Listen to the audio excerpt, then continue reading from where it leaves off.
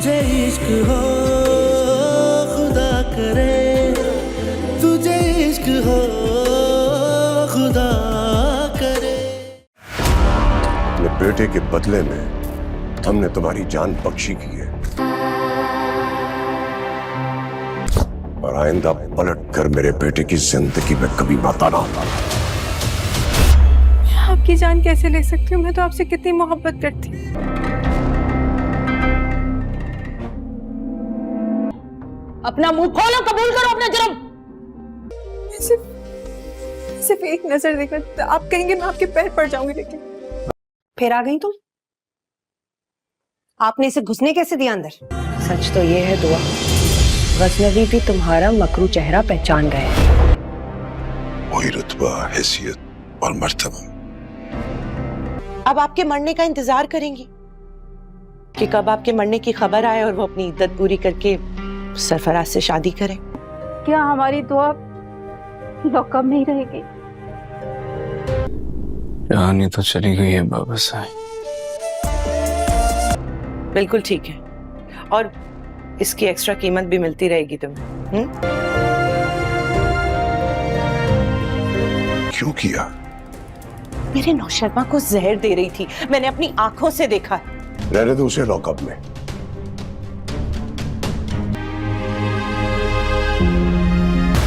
दुआ के कपड़े और सामान वगैरह कहाँ है, मुझे दिखा नहीं। लेके चली गई थी। अल्लाह का वास्ता कुछ करे, मेरी बच्ची को छुड़ा के ले आए। अभी पूरी तरह ठीक थोड़ी हुए हैं आप।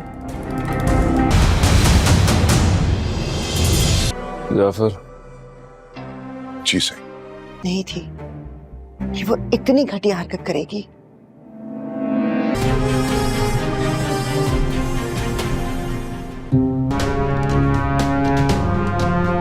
चले जाओ और मेरा पीछे छोड़ दो।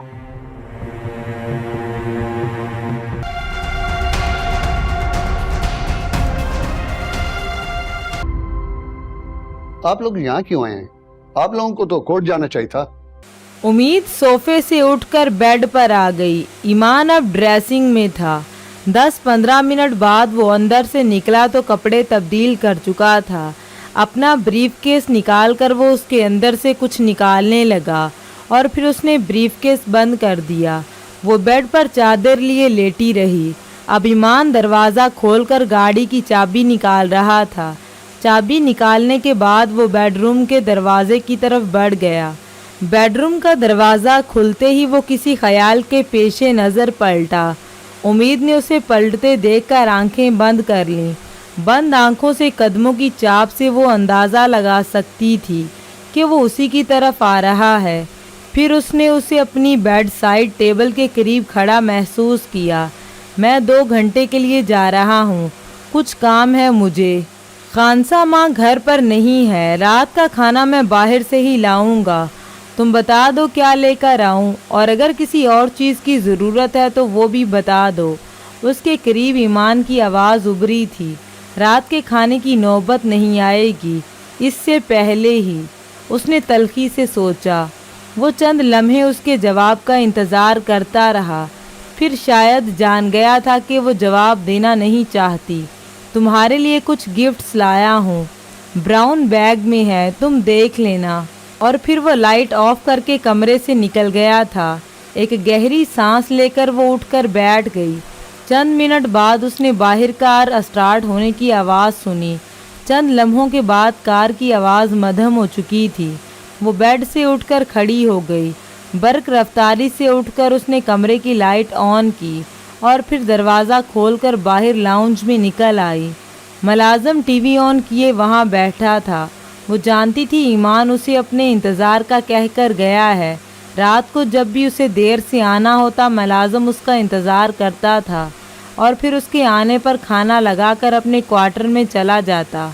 साबर तुम चले जाओ, मैं जाग रही हूँ, ईमान के आने पर दरवाज़ा खोल दूँगी, उसने मुलाजिम को हदायत की। वो ईमान साहब अपने कपड़े प्रेस करने के लिए देकर गए हैं, मैं वो कर लूँ फिर चला जाऊँगा। मुलाजिम उठ खड़ा हो गया। नहीं, वो मैं खुद कर लूँगी, तुम चले जाओ। मुलाजिम सर हिलाता हुआ बाहर निकल गया। 10-15 मिनट बाद उसने चौकीदार को बुलवाया और उससे कहा कि आध घंटे के बाद वो घर चला जाए।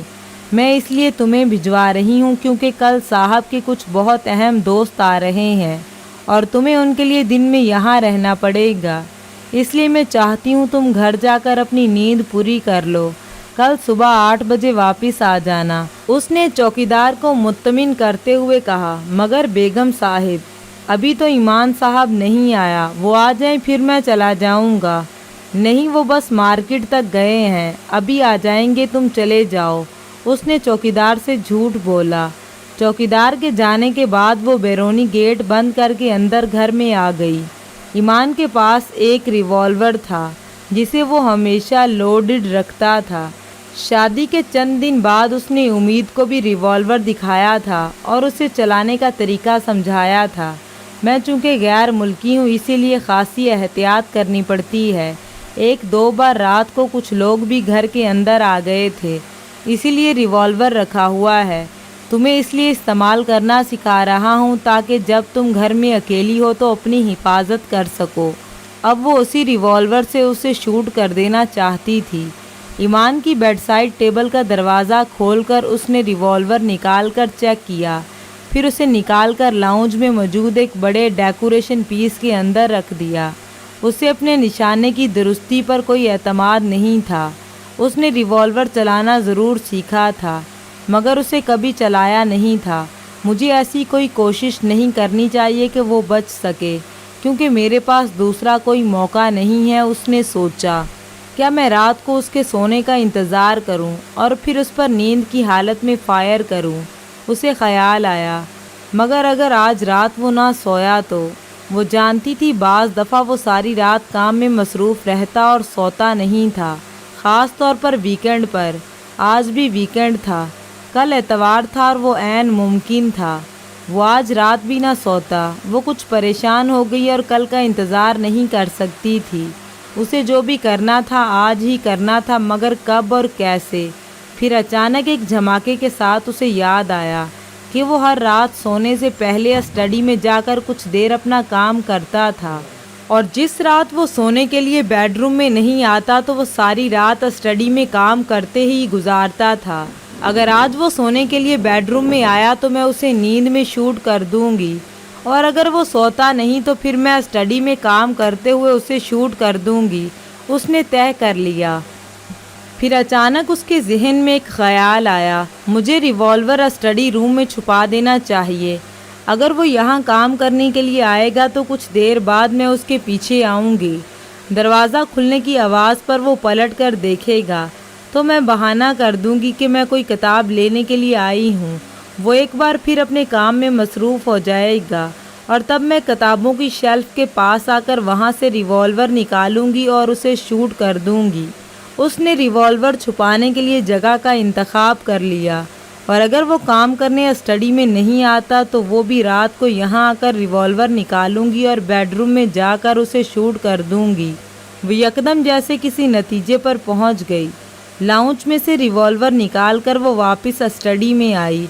अब उसे किताबों की किसी ऐसी शेल्फ का इंतखाब करना था जिसे ईमान कम अज़ कम इस वक्त तो इस्तेमाल ना करे। वो किताबों के शेल्फ पर नज़र दौड़ा रही थी और फिर यकदम उसकी नज़रें एक शेल्फ पर पड़ी जिस पर इस्लाम के बारे में मुख्तलिफ मुल्की और गैर मुल्की राइटर्स की इंग्लिश में लिखी हुई किताबें पड़ी थीं। वो जानती थी ईमान अक्सर इस्लामी किताबें लेकर आया करता था। उसका ख्याल था कि वो वाकई ही इस्लाम को समझने की कोशिश कर रहा था, मगर वो सब एक दिखावा था, एक फरेब, उम्मीद पर यह साबित करने के लिए कि वो वाकई ही इस्लाम को समझना चाहता है और एक सच्चा मुसलमान है। उसके दिल में एक ठेस उठी थी और मैं इस फरेब में आ गई। उसे यकीन था वो तन्हाई में कभी इन किताबों का मुतालिया नहीं करता होगा और वो बड़े इत्मीनान से रिवॉल्वर को इन किताबों के पीछे रख सकती थी। उसने बड़ी एहतियात के साथ रिवॉल्वर को किताबों के इस शेल्फ पर चंद किताबों के पीछे रख दिया। कुछ मुतमिन होकर वो स्टडी से बाहर आ गई। फिर उसे याद आया कि उसने इशा की नमाज अदा नहीं की थी। वो ये नमाज ईमान की अदम मौजूदगी में अदा कर लेना चाहती थी। ये उसकी ज़िंदगी की आखिरी नमाज थी। वज़ू करते ही पहली बार उसने अपने हाथों में लर्जिश देखी थी। उसने अपनी ज़िंदगी के 27 सालों को एक फ़िल्म की तरह अपनी आंखों के सामने गुजरते देखा। उसने अपने हाथों की मुट्ठियों से वक्त की फिसलती हुई रेत को देखा।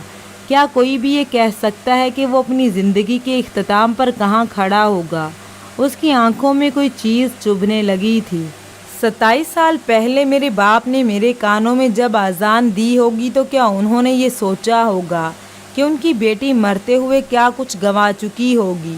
सारी ज़िंदगी मेरे वजूद को रिज़्क़े हलाल से पालने वाला वो शख्स क्या ये तसव्वुर कर सकता था कि मैं अपनी ज़िंदगी और अपनी औलाद को ही हराम बनाकर डालूँगी? मेरे लिए किसी ने ऐसी बद्दुआ की है जो मुझे अंधी गली के इस सिरे पर लेकर आई है।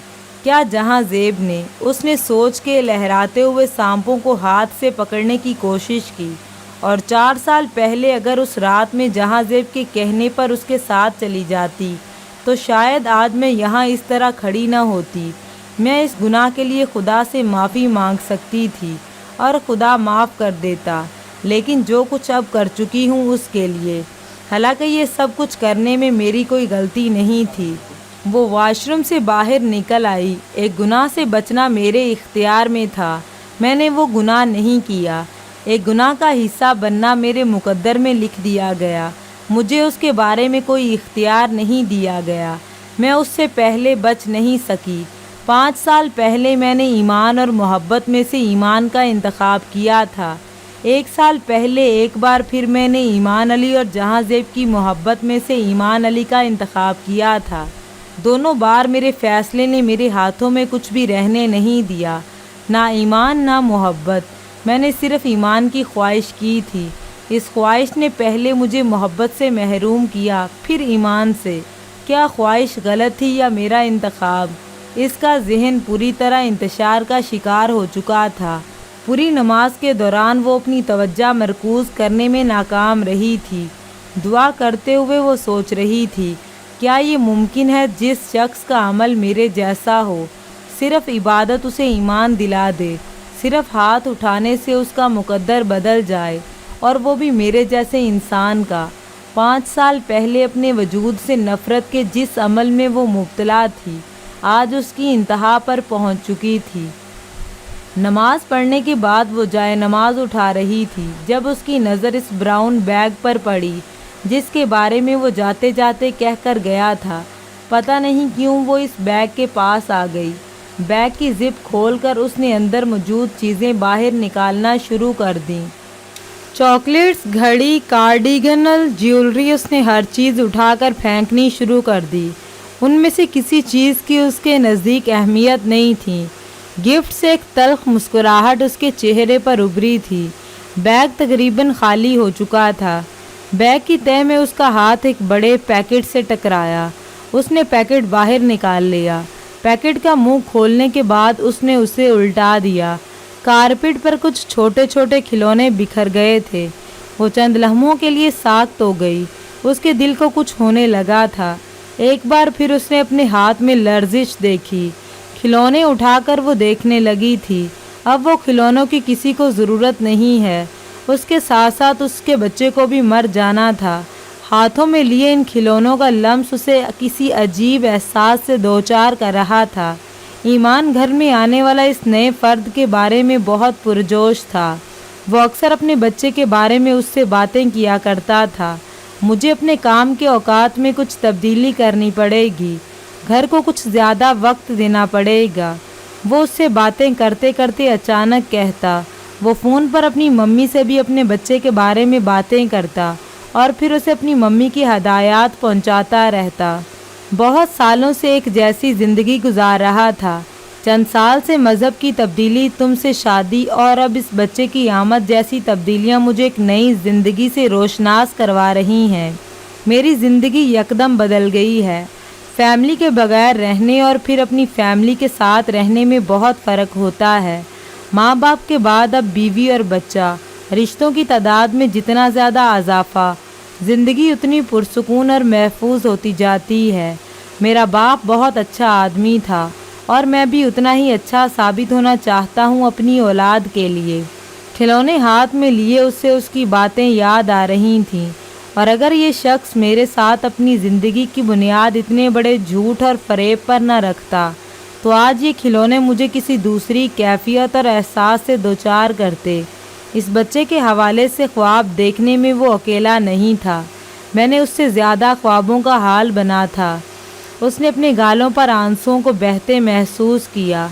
उसने बहुत बार इसी घर में अपने बच्चे को खेलते देखा था, खुद को उसके छोटे छोटे काम करते पाया था।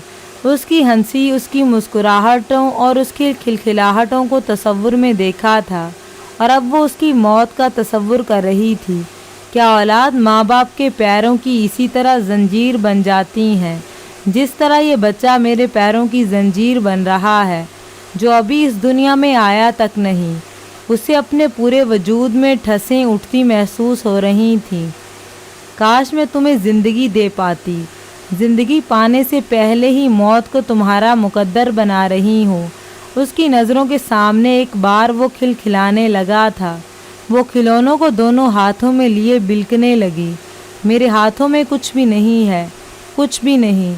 मेरी तरह तुम्हारे लिए भी तुम्हारी ज़िंदगी मौत से ज़्यादा तकलीफ़दा होगी, और मैं तुम्हें इसी तकलीफ़ से बचाना चाहती हूँ।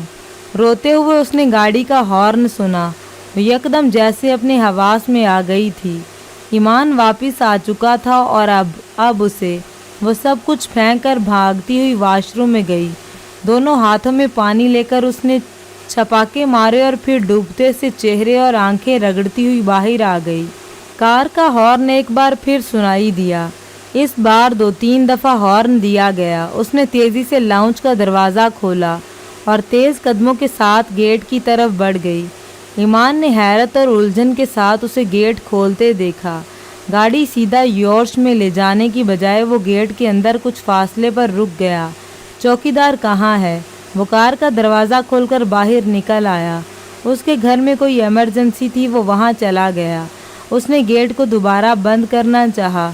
तुम रहने दो, मैं खुद कर लेता हूँ। ईमान ने उसे रोक दिया। वो खुद गेट की तरफ बढ़ आया और वो अंदर चली गई। उसका दिल बहुत तेज़ी से धड़क रहा था। किचन में जाकर फ्रिज खोलकर उसने पानी पीकर खुद पर काबू पाने की कोशिश की। ईमान अब अंदर लाउंज में आ चुका था। वो भी सीधा किचन की तरफ आया। उसके हाथ में कुछ शॉपर्स थे जिन्हें उसने डाइनिंग टेबल पर रख दिया। साबर कहाँ है? मैंने उसे क्वार्टर में भेज दिया, उसने बड़े नॉर्मल अंदाज में कहा। क्यों? बस वैसे ही। वो चंद लम्हे उसे देखता रहा, फिर किचन से निकल गया। जिस वक्त वो बेडरूम में दाखिल हुई, उसने ईमान को कारपेट पर फेंकी हुई चीज़ों को बैग में डालते देखा। कारपेट पर पंजों के बल बैठे हुए चीज़ें इकट्ठे करते हुए उसने सिर्फ एक लम्हे के लिए सर उठाकर उम्मीद को देखा था, और इस नज़र में सब कुछ था। बेयकीनी, अफसुर्दगी, गुस्सा, मलामत। उसका ख्याल था कि वो उससे कुछ कहेगा, मगर उसने कुछ भी नहीं कहा। बैग में चीज़ें भरने के बाद वो बाकी दोनों बैग भी उठाकर ड्रेसिंग रूम में ले गया। चंद मिनटों के बाद जब वो ड्रेसिंग रूम से निकला तो नाइट सूट में मलबूस था। उम्मीद टीवी देखने में मसरूफ़ थी। वो सीधा अपने बेड साइड टेबल की तरफ गया और बारी बारी तीनों दराज खोलकर कुछ ढूंढने लगा। रिवॉल्वर कहाँ है? उम्मीद का सांस रुक गया और उसकी रूटीन भूल गई थी। वो हर रात रिवॉल्वर चेक करके सेफ्टी कैच हटाकर सोने के लिए जाता था, और ये बात उसके जहन से निकल गई थी। अब वो अपने मामूल के मुताबिक दराज में रिवॉल्वर देखने लगा था, मगर वो उसे वहाँ नज़र नहीं आया। फौरी तौर पर उम्मीद की समझ में नहीं आया कि वो क्या जवाब दे।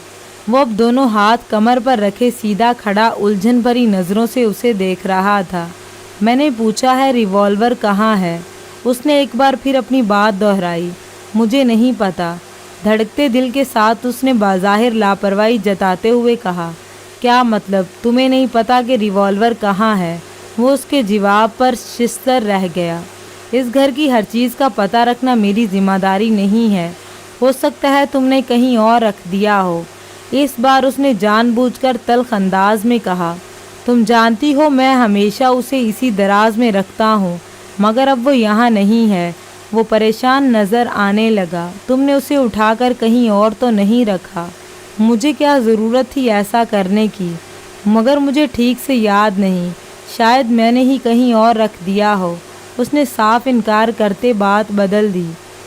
उसे अचानक ख्याल आया था कि ईमान कहीं मुलाज़म को न बुलवाए और उससे पूछगछ करने पर मामला ज़्यादा तूल पकड़ सकता है। तुम ज़रा अपनी दराज में देखो, उसने खड़े खड़े उम्मीद से कहा। उसने बिदीली से तीनों दराज चेक किए, मगर वो जानती थी कि रिवॉल्वर वहाँ नहीं है। यहाँ नहीं है, वो उसके जवाब पर ड्रेसिंग रूम में चला गया।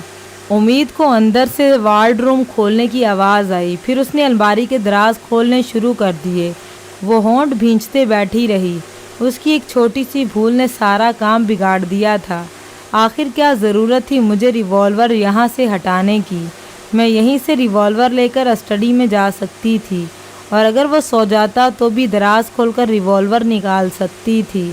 स्टडी में वो पीछे मुड़कर देखता तो मैं अपनी पुश्त पर रिवॉल्वर छुपा सकती थी, कुछ और कर सकती थी, मगर रिवॉल्वर हटाना नहीं चाहिए था। वो अब खुद को कोस रही थी।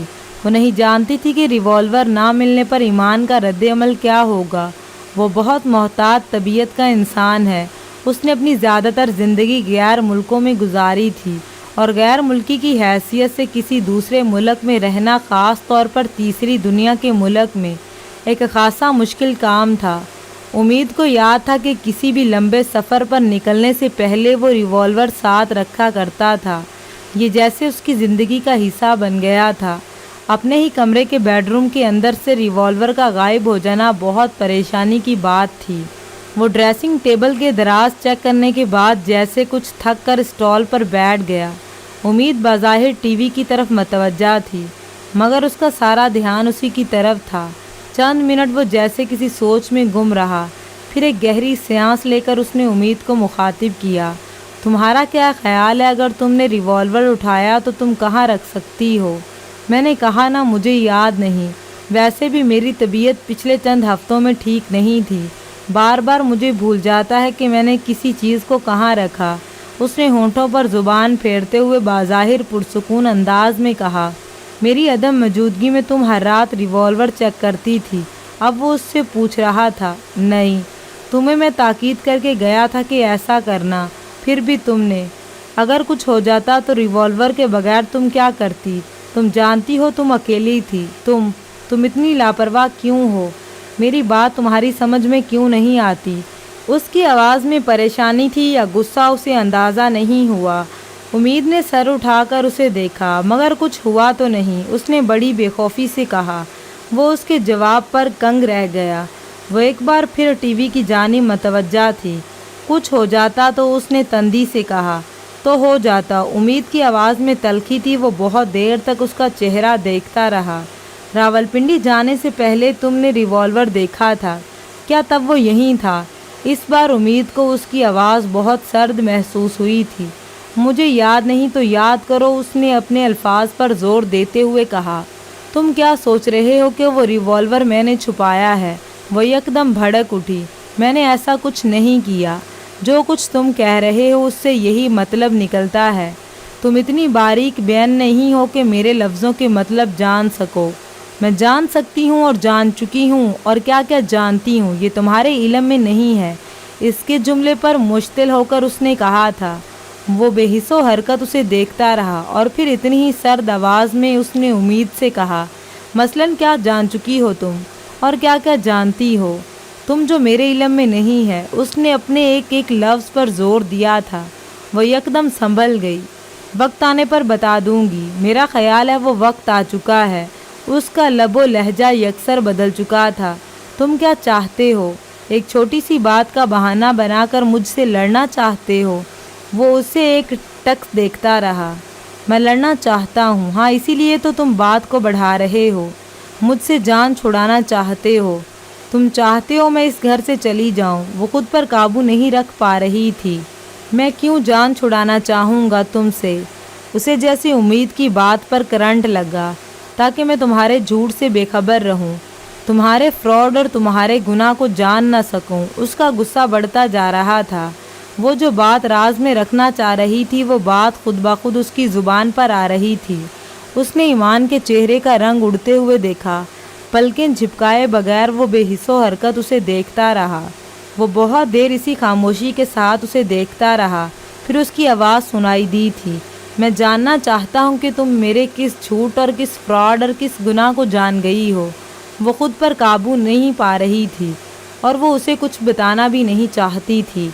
मैं तुमसे कोई बहस नहीं करना चाहती, मगर मैं करना चाहता हूँ। वो उसे देखने लगी। बात को ख़त्म करो, एक रिवॉल्वर के लिए इतना तमाशा खड़ा मत करो। तुम सोच रहे हो रिवॉल्वर मेरी वजह से गुम हुआ है, ठीक है, मैं तुम्हें उसकी कीमत दे दूँगी। वो उसकी बात पर यकदम भड़क कर खड़ा हो गया। क्या मतलब है तुम्हारा, कीमत दे दोगी? कौन कीमत मांग रहा है तुमसे? तो फिर इस हंगामे का और क्या मकसद है? वो जैसे दम बखुद हो गया था। पहले कितनी चीज़ों की कीमत ले चुका हूँ मैं तुमसे, मेरे ईमान, मेरी ज़िंदगी की। वो कहना चाहती थी मगर खामोश रही। तुम्हें पता है कि यहाँ से इस तरह रिवॉल्वर गायब होने का क्या मतलब है? वो लाइसेंस याफ्ता रिवॉल्वर था। अगर किसी ने उसे यहाँ से गायब कर दिया तो किसी जुर्म में इस्तेमाल होने की सूरत में पुलिस सीधी मेरे पास आ जाएगी। मैं पकड़ा जाऊँगा, मेरा करियर दांव पर लग जाएगा। और जब तक वो रिवॉल्वर गायब है हमें ख़तरा है। आखिर कौन है जो बेडरूम की दराज से रिवॉल्वर निकाल कर ले गया? अगर कोई ये कर सकता है तो वो कुछ और भी कर सकता है, और अगर ये काम मुलाजिम ने किया तो हम और भी ज़्यादा ख़तरे में हैं। चौकीदार को भी तुमने जाने दिया, कोई इमरजेंसी है उसे। ये सब कुछ कोई साजिश भी तो हो सकती है। मुझे किसी सिक्योरिटी एजेंसी से आज गार्ड्स मंगवाना पड़ेगा। सुबह तुम रिवॉल्वर ढूंढना, वरना फिर मुझे पुलिस को FIR लिखवानी पड़ेगी। वो बात करते करते फ़ोन की तरफ बढ़ गया। फ़ोन पर उसने किसी सिक्योरिटी एजेंसी से गार्ड की बात की। वो बेबसी से ये सब कुछ देख रही थी। उसकी एक छोटी सी लापरवाही ने ईमान को मोहतात कर दिया था। वो बेडरूम से निकल गया था। वो अंदाज़ा लगा सकती थी कि उससे अगले चंद मिनटों में वो पूरे घर को चेक कर रहा होगा और शायद मुलाजिम को भी बुलवा ले, और ऐसा ही हुआ था। चंद मिनटों के बाद बेडरूम में आकर उसने इंटरकॉम पर मुलाजिम को बुलवा लिया। वो होंठ भींचते उसकी मसरूफियात देखती रही। वो एक बार फिर बेडरूम से निकल गया। चंद मिनटों के बाद वो दोबारा अंदर आ गया। साबर को रिवॉल्वर के बारे में कुछ पता नहीं। उसने उम्मीद को जैसे मतला किया। वो कोई जवाब दिए बगैर टीवी देखती रही। वो एक बार फिर बाहर निकल गया। कुछ देर बाद उम्मीद ने बेल की आवाज़ सुनी। उसने अंदाज़ा लगाया कि गार्ड बाहर पहुंच चुका होगा। कोई बात नहीं, गार्ड्स तो बाहर ही होंगे, वो अंदर आकर तो तुम्हें कुछ नहीं कर सकेगा। मगर फिर मुझे चौकीदार को भी भेजने की क्या ज़रूरत थी? उसने मुलाज़िम और चौकीदार को सिर्फ इसीलिए वहाँ से भेज दिया था ताकि किसी भी तरह कोई मदाखलत ना हो सके और वो दोनों उसके मंसूबे में रुकावट ना बन सकें। लेकिन अब सूरत हाल बिल्कुल उल्ट गई थी। उन दोनों की अदम मौजूदगी ही एक रुकावट बन गई थी। 15-20 मिनट के बाद घर में खामोशी छा गई। मुलाज़िम वापस क्वार्टर में जा चुका था और ईमान वापस बेडरूम में नहीं आया। इसका मतलब था कि वो स्टडी में जा चुका था। 15-20 मिनट इंतज़ार के बाद वो धड़कते दिल के साथ बेड से उठ खड़ी हुई। टीवी ऑफ करने के बाद मोहतात अंदाज में बेडरूम से बाहर आ गई। लाउंज की लाइट बंद थी। वो कुछ मुत्तमिन होकर स्टडी की तरफ बढ़ गई। दरवाजे के नीचे स्टडी रूम में जलने वाली रोशनी बाहर को आ रही थी। उसके दिल की धड़कन तेज़ हो गई। झुककर ही हॉल से उसने स्टडी के अंदर का मंजर देखने की कोशिश की। स्टडी टेबल का एक कोना नज़र आ रहा था, मगर कंप्यूटर और सामने पड़ी हुई कुर्सी नज़र नहीं आ रही थी। उसने स्टडी रूम में कोई आवाज़ सुनने की कोशिश की, मगर नाकाम रही। स्टडी रूम में मुकम्मल खामोशी थी। वो सीधी हो गई। चंद लम्हे उसने अपनी नाहमवार सांस और तेज़ धड़कन पर काबू पाने की कोशिश की। फिर दरवाजे की नाप पर अपना हाथ रख दिया। हतुल मुकद्दर एहतियात से उसने दरवाजे की नाप घुमाकर दरवाज़ा खोल दिया। ईमान ने पलट कर नहीं देखा था क्योंकि वो कुर्सी खाली थी। वो स्टडी के कोने में नमाज़ पढ़ने में मसरूफ़ था। वो चंद लम्हे हिल नहीं सकी। ये नमाज क्यों पढ़ रहा है? जब ये उसकी वहशत में इजाफ़ा हो गया था। उसे अभी भी याद था कि उसके ऑफिस से उसे यही कहा गया था कि यहाँ कोई ईमान अली नहीं है, और डैनियल एडिगर के बारे में पूछने पर फ़ौरन उसे मालूमात फराहम कर दी गई। और ईमान अली ने उसे कहा था कि वो ऑफिस में अपना नाम तब्दील कर चुका है। वहाँ सब उसे ईमान अली के नाम से ही जानते हैं। फिर अमेरिका का वो वीज़ा जो उसने मजहबी रसूमात अदा करने के लिए हासिल किया था। कौन से मज़हब की रसूमात? और ईमान के अंकल का वो बयान कि डैनियल ने मज़हब तब्दील नहीं किया। बल्कि उसने उन्हें ये बताया था कि उसने उम्मीद के साथ उसकी रजामंदी से ये तय किया था कि दोनों अपने अपने मज़हब पर कायम रहेंगे।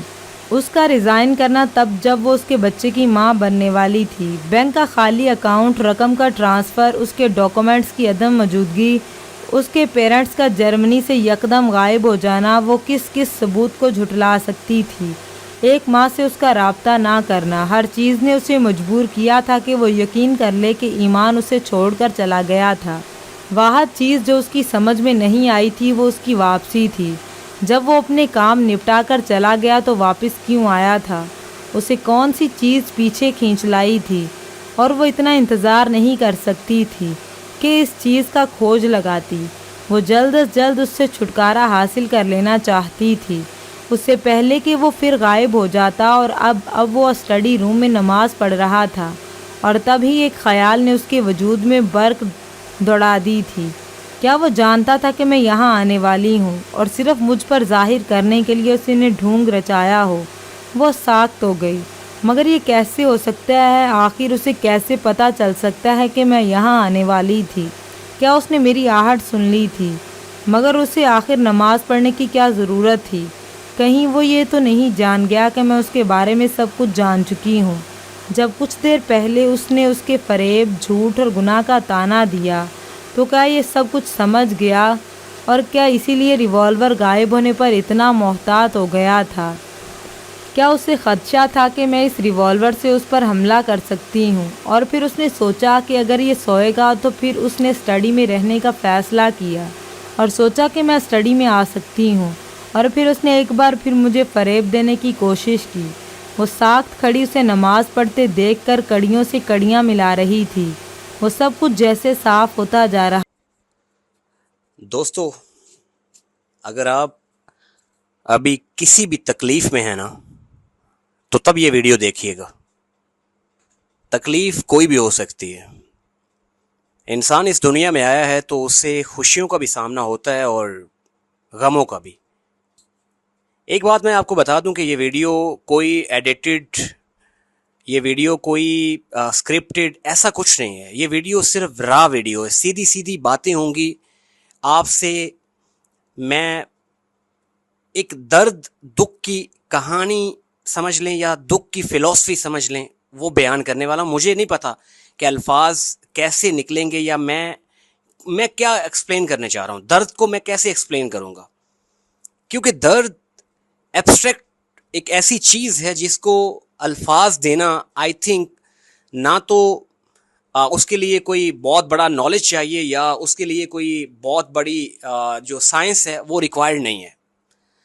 दर्द जिसे है वो इंसान समझ सकता है सिर्फ कि वो किस तकलीफ से गुजर रहा है। किसी का कोई फाइनेंशियल लॉस हुआ है, किसी ने किसी अपने को खोया है, किसी का कोई बीमारी में मुब्तला है, किसी को फिजिकली पेन है, किसी को फाइनेंस से हवाले से वो स्ट्रगल कर रहा है, किसी की जॉब जा चुकी है। दर्द किसी भी तरह का हो सकता है, लेकिन उस दर्द को फील सिर्फ वो इंसान कर सकता है जिस पे वो चीज़ गुजर रही है। अगर मैं कहूँ कि कोई भी आपका करीबी, आपका भाई बहन, पेरेंट्स, ये सबसे ये समझ लें कि अव्वल हमारे सबसे करीब लोग होते हैं जो हमारे पास होते हैं। जब भी हम किसी तकलीफ से गुजरते हैं या हम जहाँ पे ज़्यादा टाइम स्पेंड कर रहे होते हैं वो हमारा घर होता है या अदरवाइज हमारी वर्क प्लेस होती है। वर्क प्लेस पे हमारे कोलीग्स, फ्रेंड्स, पेरेंट्स, फैमिली, जिगरी यार, दोस्त, कोई भी इसकी गहराई को महसूस कर ही नहीं सकता जिस तकलीफ से आप गुजर रहे हैं। 10 लाख का आपका लॉस हो गया, इन केस में फाइनेंशियल लॉस भी बहुत बड़ा लॉस है। कुछ लोग कहते हैं कि जी फाइनेंशियल लॉस बड़ा लॉस नहीं होता, ये भी झूठ है कि इंसान को उससे डिप्रेशन नहीं होता। हाँ, हम मिडिल क्लास लोगों के लिए भाई लॉस है, वो 10 रुपए से लेकर 10 लाख का हो, पैसों का लॉस भी लॉस होता है और हमें वो हिट करता है, नो डाउट। हमारा कोई रिलेशन जिस पे हम स्ट्रगल कर रहे हैं, कोई बंदी हमारी छोड़ के जा चुकी है जिसके साथ हमने काफ़ी टाइम स्पेंड किया है, हिट होता है। वो दूसरे के साथ खुश रह रही है, हिट होता है भाई, लगता है यार, तकलीफ होती है, अंदर से तकलीफ महसूस होती है कि यार नुकसान हुआ है भाई, टाइम गुजारा 3-4 साल, इमोशंस जोड़ी, वक्त गुजारा, बहुत अच्छा गुजर रहा था, ऐसा लग रहा था कि बस ये एंड है, डेस्टिनेशन हमारी ये है और हम एक दूसरे के लिए बने हैं। सिर्फ दो जो जिस्म है वो अलग फिर रहे हैं, लेकिन हमारी रूहें एक दूसरे के साथ ही हैं, हर वक्त साथ हैं, हमें ये लगता है। लेकिन इन द एंड क्या होता है, अगला बंदा किसी और के साथ just within a week इतना खुश होता है जिसको एक्सप्लेन नहीं किया जा सकता। इसका दर्द अलग है, फाइनेंशियल लॉस का दर्द अलग है, इसका जो इंटरनल लॉस है इमोशनली ये दर्द अलग है। लेकिन दर्द की फिलॉसफी ये है कि दर्द हिट करता है हमारे दिमाग जो उसको परसीव कर रहा है। मैं पॉजिटिव होने की बात नहीं कर रहा कि आप जी दर्द हो रहा है, आपको दर्द आ गया, हिट हो गया, आपको पैनिक अटैक्स हो रहे हैं, आपका बॉयफ्रेंड, आपकी गर्लफ्रेंड वो आपको छोड़ के जा चुके हैं, आप अपनी लाइफ में इतना स्ट्रगल कर रहे हैं, आपकी करियर जो है वो बर्बाद हो रहा है, आपके ड्रीम्स टूट रहे हैं। एक ऐसी चीज जिसके लिए आप 7-8 साल लगा चुके हैं, उसके अंदर अभी तक आप परफेक्ट नहीं हो पा रहे। चलो परफेक्ट नहीं पर नियर टू परफेक्ट यार, कुछ तो हो ना, बंदे को लगे कि यार मैं अपनी मंजिल की तरफ बढ़ रहा हूं, कुछ तो लगे। जब वो फील हो रहा हो कि यार हमारे सामने पूरी एफर्ट्स लगाने के बाद भी हमारे सपने टूट रहे हैं, हमारा जो है वो हम इस स्टेज पे हैं कि हमें लग ही नहीं रहा कि हम आगे